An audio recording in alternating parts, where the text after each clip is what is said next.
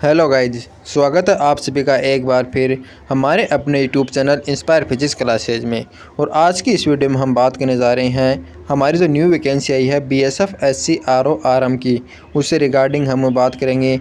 इससे रिगार्डिंग आपके यानी जितने भी यानी डाउट्स हैं, जो डाउट्स आपके कॉमनली डाउट हैं, यानी ऐसे डाउट जो मुझे अलग अलग दोस्तों द्वारा पूछा गया है, उन सभी को मैंने सोचा कि क्यों ना एक पीडीएफ बनाकर एक साथ यानी उनका डिस्कशन कर लेता है, जिससे कि यदि आपके भी यानी यही सेम डाउट हो तो क्लियर हो जाएंगे।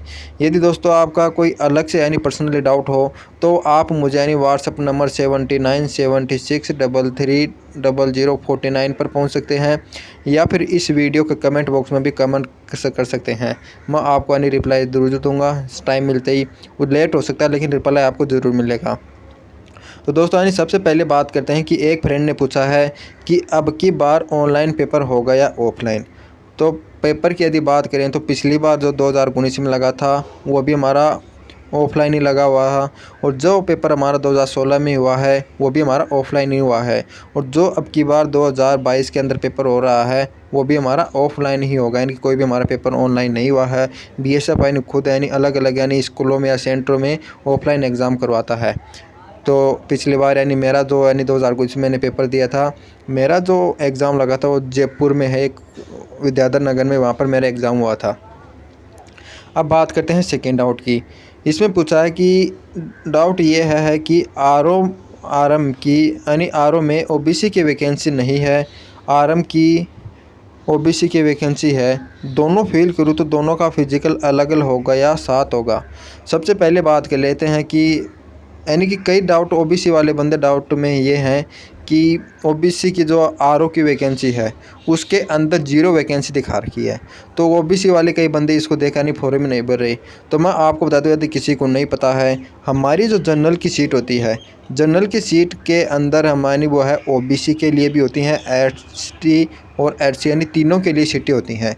और अलग से जो ओबीसी एसटी और एसटी की सीटें दी हुई हैं उसका मतलब है कि वह उनकी आरक्षित सीटें होते हैं। तो यदि ये कैंडिडेट यानी हमारी आरक्षित सीटें नहीं हो, जनरल की सीट हो, तो यदि ये बंदे फॉर्म को फिल करते हैं तो हम यहाँ पर आसानी से इसके अंदर अपना सिलेक्शन ले सकते हैं। तो जो ओबीसी वाले बंदे हैं वो आरओ का भी फॉर्म भरें और आरएम का भी फॉर्म भरें, क्योंकि दोनों के अंदर उसकी वैकेंसी है, दोनों में जा सकते हैं। लेकिन हालांकि यह है कि आरओ के अंदर उनके लिए आरक्षित सीट नहीं है, तो उनको यानी उसके अंदर सिलेक्शन लेने के ज़्यादा नंबरों की आवश्यकता होगी। यदि आरएम की बात करें तो आरएम के अंदर भी हम जनरल के अंदर आ सकते हैं। जो ओबीसी की जो हमें सीट दी हुई है हमारी आरक्षित सीट दी है, इसका मतलब क्या कि यदि आपका जनरल में नहीं होता है तो ओबीसी की उन सीटों में आपका सिलेक्शन हो जाएगा, जो कि हमारी वो आरओ में नहीं है। तो आरओ की जो जनरल की सीट है उसके अंदर हम अपना सिलेक्शन ले सकते हैं जनरल वालों से ज़्यादा मन ला करके। तो इसमें आपको दोनों का फार्म भरना है। बात करते हैं कि इनका फिजिकल अलग अलग होगा या साथ ही होगा। इनका फिजिकल हम यानी कि पिछली बार जो हुआ था उसमें भी अलग अलग हुआ था और इस बार भी अलग अलग ही होगा। पिछली बार जिनका पेपर दोनों पास हो गए थे, मेरा ही दोस्त था, यानी उसका पेपर आरओ का भी पास हुआ था और आरएम का भी पास हुआ था। तो 2 दिसंबर तो उसका आरओ वाला फिजिकल हो गया, और फिर 17 दिसंबर को मेरे साथ उसका आरएम का फिजिकल था। यानी फिजिकल आपका अलग अलग होगा, टेस्ट भी आपका अलग अलग लगेगा। यदि इसकी लिस्ट निकलेगी, इसकी लिस्ट लगेगी, यदि दोनों में आपका सिलेक्शन होता है, मेरिट में आते हैं, तो दोनों ही मेरिट लिस्ट में आपका नाम होगा। फिर आपको जो जॉब अच्छी लगेगी आप उसको चूज़ कर सकते हैं। तो आपको दोनों को ही यानी प्रिपरेशन करनी है। यदि एक में नहीं होता है तो यानी दोनों में, यानी कि एक साथ आपको 2 चांस मिल रहे हैं, यानी आरओ की अलग होगी, आरएम की अलग होगी। तो आपको दोनों की तैयारी करनी है, दोनों का ही फार्म भरना है। यदि ओबीसी वाले कैंडिडेट हो या जनरल वाले हो या एसटी एसटी यानी कोई भी हो, आपको दोनों फार्म फिल करने हैं। और दोनों का ही फिजिकल अलग अलग होगा। मेडिकल भी आपका 2 बार होगा। मेडिकल आपका एक हो सकता है, मेडिकल एक ही होगा, लेकिन फिजिकल आपका अलग अलग 2 बार होगा। 2 बार रनिंग होंगी और 2 बार ही आपको हाई जंप और लॉन्ग जंप करना होगा। इस प्रकार से यानी फिजिकल अलग अलग होगा। अगर अगले अपन बात करते हैं डाउट की, तो इन्होंने पूछा कि भैया एग्ज़ाम डिस्क्रिप्टिव पेपर भी होगा या नहीं। इसमें डिस्क्रिप्टिव पेपर नहीं होगा। जैसा कि आपने यानी नोटिफिकेशन पढ़ा होगा, यदि नहीं पढ़ा है तो मैं आपको बता देता हूँ। हमारा जो 2019 का पेपर हुआ था जिसके अंदर मेरा सिलेक्शन हुआ है, उसके अंदर हमारा क्या हुआ था कि पहले एक डिस्क्रिप्टिव पेपर लगा था 200 नंबर का। उसके अंदर क्वेश्चनों की संख्या थी 100। फिर उसको जिन्होंने क्वालिफ़ाई किया उनका फिर यानी दिसंबर के अंदर 19 के अंदर हुआ था फिजिकल। दिसंबर 19 में फिजिकल होने के बाद 2 फरवरी 2020 को एक डिस्क्रिप्टिव पेपर लगा था और वह पेपर यानी आया था टोटली यानी इंग्लिश के अंदर पेपर आया था। उसके अंदर हिंदी का एक भी वर्ड नहीं था, लेकिन आंसर उसके हमें इंग्लिश में नहीं बचकर अपन हिंदी में भी लिख सकते थे। तो यानी कि पिछली बार ये एक डिस्क्रिप्टिव पेपर हुआ था 2 फरवरी को, वो डिस्क्रिप्टिव पेपर अब की बार हटा दिया गया है। यानी अब वाली जो वैकेंसी है इसका जो नोटिफिकेशन आया है उसमें यह कहा गया है कि आपका डिस्क्रिप्टिव कोई भी पेपर नहीं होगा, वर्णनात्मक पेपर नहीं होगा, आपका केवल एक पेपर होगा, वो होगा हमारा 22 नवंबर को। इसके अंदर आप जितना मार्क्स ओपन करते हैं उसी के बेस पर आपकी जो हमारी फाइनल मेरिट होगी वो यानी बनाई जाएगी। तो आपको इसी की यानी प्रिपरेशन करनी है और इसी के अंदर अच्छे नंबर लाना है। आपका आगे कोई भी पेपर नहीं है। उस पेपर के बाद आपका फिजिकल होगा। यदि फिजिकल में भी क्वालिफाई हो जाते हैं तो आपका मेडिकल होगा और मेडिकल होते ही आपकी फाइनल मेरिट आ जाएगी और फिर आपकी ज्वाइनिंग। तो इस प्रकार से इसके अंदर यहाँ पर जो थर्ड फेज़ थी वहाँ पर डिस्क्रिप्टिव पेपर होता था पहले इंग्लिश के अंदर, वो अब की बार हटा दिया गया है। अब बात करते हैं अगले डाउट की। इसके अंदर ये पूछ रहे हैं कि भैया इस एग्ज़ाम के लिए बेस्ट गाइड बुक बता दीजिए। तो बेस्ट गाइड बुक की बात करूं तो आप यदि ऑफलाइन बुक यानी ख़रीदना चाहते हैं, यानी ऑफलाइन का मतलब यानी वैसे पेपर शीट पर कॉपी यानी बुक लेना चाहते हैं तो आपको अमेज़न पर यानी बहुत यानी एडिशन की इस पर बुक मिल जाएगी, वहाँ से आप खरीद सकते हैं। लेकिन उनसे अच्छा तो मेरे को वही लगता है, यानी मैंने ना तो उन बुकों को कभी मंगाया, ना मैंने पढ़ा, ना मैं उनको यानी प्रीफर करता हूँ। या तो आपके पास 12th और 11th के केमिस्ट्री और फिजिक्स और मैथ के यदि नोट्स हैं तो वहाँ से आप इनकी तैयारी करें। यदि वह नहीं है तो आपको मैं एक यानी 3 ऐप बताता हूँ, वहाँ पे आपको अच्छे अच्छे नोट्स मिलेंगे और अच्छे अच्छे क्वेश्चन भी देखने को मिलेंगे। आपको प्ले स्टोर पर जाना है और वहाँ पर आपको सर्च करना है यूएसएस मैथ बुक। यदि आप यूएसएस मैथ बुक सर्च करेंगे तो आपको इस प्रकार से यानी 2 बुक दिखाई देंगी। एक तो इनरोल मैथमेटिक्स और एक इनरोल मैथमेटिक्स, यानी एक तो इंग्लिश के अंदर है, एक हिंदी के अंदर है। इसके अंदर आपको क्या मिलेगा, अलग अलग यानी खोलते ही इस ऐप को अलग अलग यानी चैप्टरों के नाम दिखाई देंगे। फिर जिस भी चैप्टर को आप खोलते हैं तो उसके अंदर पहले तो यानी बुक को यानी बिल्कुल टॉपिक वाइज बिल्कुल शानदार तरीके से यानी नोट्स दिए हुए हैं। हर एक टॉपिक को अच्छी तरीके से समझाया गया है। और फिर उसके लास्ट में क्या है कि उसके 250 यानी टॉपिक वाइज यानी क्या दिए हुए हैं, क्वेश्चन दिए हुए हैं। और फिर इधर यानी साइड में एक हिंट का बटन दिखाई दिएगा, वहाँ से आप हर एक क्वेश्चन का सोल्यूशन भी दे सकते हैं। तो इस प्रकार की जो सुविधा है वो इस ऐप में यानी मिल जाती है। मैंने खुद यानी तैयारी की थी, मैंने यहीं से तैयारी की थी। एयरफोर्स का भी मैंने यहीं से तैयारी करके 2 बार यानी पेपर क्वालिफाई किया है और इसके अंदर अब मैं जॉब कर ही रहा हूँ। तो इसका मतलब क्या कि ये यानी ऐप हाँ आपके लिए बहुत ही हेल्पफुल साबित होंगे। आप इनको यानी यहाँ से पढ़ सकते हैं। या फिर यदि आपके पास नोट्स हैं तो मैं ये कहूँगा कि नोट्स हैं वो आप यानी अपनी जो पुरानी 11th 12th के नोट्स नहीं है तो अब जो यानी बच्चे हैं उनसे मंगवा लो, वहीं से पढ़ लो। फिर क्वेश्चन की प्रैक्टिस आप यहाँ से कर लो। और फिजिक्स के क्वेश्चन तो मैं आपको यानी रेगुलर यानी यूट्यूब ही प्रोवाइड कराता होगा। उसी प्रकार से ये जो किताबें हैं वो हमारी केमिस्ट्री के भी हैं। आपको ये सर्च करना होगा एररलेस केमिस्ट्री या फिर आपको सर्च करना होगा यूएसएस फिजिक्स या यूएसएस केमिस्ट्री, यहाँ से आपको ये ऐप मिल जाएगी। इस प्रकार से ये वाला डाउट भी हो गया। अब जो नेक्स्ट है ये है कि भाई कितने नंबर पर फाइनल सिलेक्शन हो जाएगा। इसमें पूछा गया कि यानी कि कट ऑफ के बारे में कि कितनी यानी मैक्सिमम कट ऑफ जा सकती है, कितनी कट ऑफ नहीं जा सकती। तो कट ऑफ की तो पेपर पर डिपेंड करा कि पेपर का लेवल कैसा होता है, हार्ड होता है लेवल यानी या इजी होता है। तो कट ऑफ के बारे में कोई भी यानी पहले सही नहीं बता सकता। यानी कितने फॉर्म लगते हैं इसके अंदर, कैसा इसका पेपर आएगा और किस टाइप का पेपर आता है, उस पर सब डिपेंड करेगा। यदि पेपर हार्ड होगा तो यानी कि कट ऑफ कम जाएगी, पेपर इजी होगा तो कट ऑफ ज़्यादा जाएगी। लेकिन लगभग फिर भी एक्सपेक्टेड कट ऑफ बता देता हूँ। तो आपको तो यानी तैयारी करनी, कट ऑफ की मैं भी बात नहीं करना चाहता। मेरे टाइम की कट ऑफ बताता हूँ कितनी गई थी। मैंने पेपर अटैम्प्ट किया था 120 नंबर का। सेकेंड पेपर की बात बता रहा हूँ डिस्क्रिप्टिव की। पहले का तो मेरा नंबर नहीं दिखाया गया, नंबर में बस ओनली इसके अंदर क्या था, क्वालिफाई था। यानी पहले पेपर में क्वालिफाई हो गए, फिर फिजिकल हो गया। और सेकंड पेपर पर मैंने 120 नंबर का अटैम्प्ट किया था और उसके अंदर मेरे लगभग मुश्किल से आए होंगे तो 100 के आसपास नंबर थे। और उसमें मेरी ऑल इंडिया के अंदर 198वीं रैंक थी। यानी 100 नंबर पर ही मेरी 198वीं रैंक आ गई। और जनरल में मेरा सिलेक्शन हुआ था, जनरल कैटेगरी की जो लिस्ट आई थी उसमें मेरा सिलेक्शन हुआ था। तो उसका रीज़न एक ये था कि उस एग्ज़ाम के लिए हम यानी लगभग 1190 के आसपास वैकेंसी है। और 1200 या 1250 समथिंग कैंडिडेट थे, यानी लगभग यानी वैकेंसी के बराबर कैंडिडेट थे, तो इसके कारण इसकी कट ऑफ ज़्यादा नहीं की। लेकिन आपका पहला पेपर ही है, इसके अंदर क्वालिफाई न करके इसी के आधार पर आपकी मेरिट बनेगी, तो अब की बार उसकी कट ऑफ ज़्यादा जा सकती है। तो लगभग यदि आप मान भी सकते हैं, फिर भी मैं बता देता हूँ 170 या 160, यानी ये कट ऑफ मानकर आप इसकी तैयारी करें। आपको यदि फिजिक्स आती है, केमिस्ट्री आती है, तो आपका यानी बहुत यानी पकड़ मजबूत रहेगी। और मैथ, यदि ये 3 कर लेते हैं, यदि आपकी केमिस्ट्री नहीं पढ़ी हुई है तो आप यानी मेन टॉपिक मैं आपको एक वीडियो में बता दूंगा, वे पढ़ लेना। फिजिक्स आपको पूरी पढ़नी है और मैथ भी आपको पूरी पढ़नी है, तभी आप इतना स्कोर तक पहुंच सकते हैं। यदि आप इंपॉर्टेंट चैप्टर देखेंगे या कि भाई मैं इंपॉर्टेंट कर लूँ, तो आप इतनी कट ऑफ तक नहीं पहुँच पाते हैं। यानी कोई भी 2 सब्जेक्ट तो आपको बिल्कुल क्लियर करनी होगी, और फिजिक्स तो आपको करनी ही करनी होगी, क्योंकि फिजिक्स से सबसे ज़्यादा क्वेश्चन आएंगे। तो ये कट ऑफ की बात हो गई। इसमें पूछा गया है कि RO-RM में कौन सा बेस्ट है, क्योंकि मैं नया हूँ। ये पूछ रहा है कि हमारी जो वैकेंसी रेडियो ऑपरेटर और रेडियो मैकेनिक की, तो इनमें से कौन सी बेस्ट है।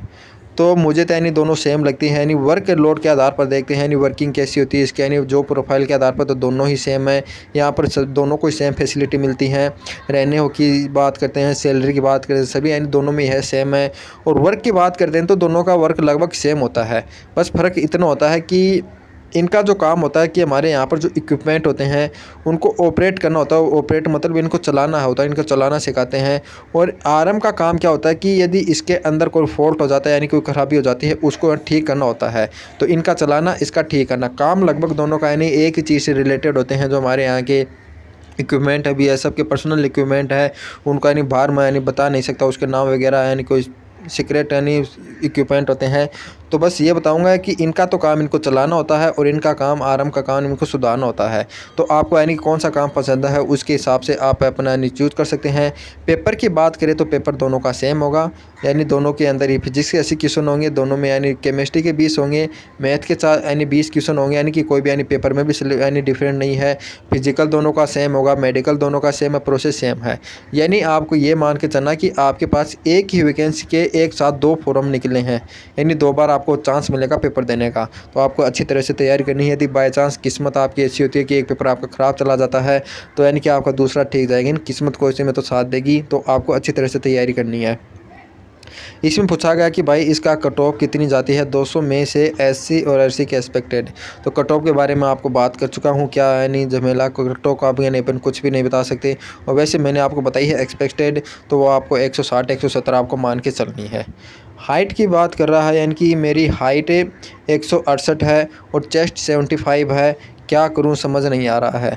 भाई आपका चेस्ट नंबर यदि 85 सेंटीमीटर है, तो यानी कि 75 तो नहीं, उसके अंदर 80 मांगा गया है।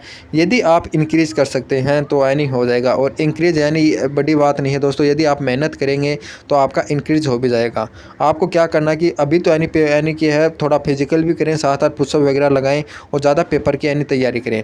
यदि आपका पेपर फिर निकल जाता है यानी तैयारी करने पर, फिर आप यानी खूब मेहनत करके यानी कि डेली यानी रनिंग वगैरह करें, और रनिंग करने के बाद ज़्यादा से ज़्यादा पुशअप लगाएं, क्योंकि जितना ज़्यादा पुशअप लगाएंगे उससे ही आपका चेस्ट इंक्रीज़ हो सकता है। और साथ ही साथ यानी जो फुल आउट की चीज़ होते हैं, जैसे चने वगैरह होते हैं, बादाम या फिर मूंग वगैरह भिगो के खाएं, अंकुरित चना खाएं, उनसे आपका चेस्ट नंबर बढ़ सकता है। तो चेस्ट की यदि आपको बढ़ाना है तो आपको यानी मिनिमम 80 चेस्ट करना ही होगा, उसी के बाद आपका सिलेक्शन होगा। तो आप यानी कोई बड़ी बात नहीं है, इसको आसानी से कर भी सकते हैं। इसमें पूछा गया है कि भैया जी जो फिजिकल के बाद एक और एग्ज़ाम होता है वो इंग्लिश में होता है या फिर हिंदी में। जो फिजिकल के बाद एग्ज़ाम होता नहीं है, वो होता था, यानी पास्ट का टाइम था।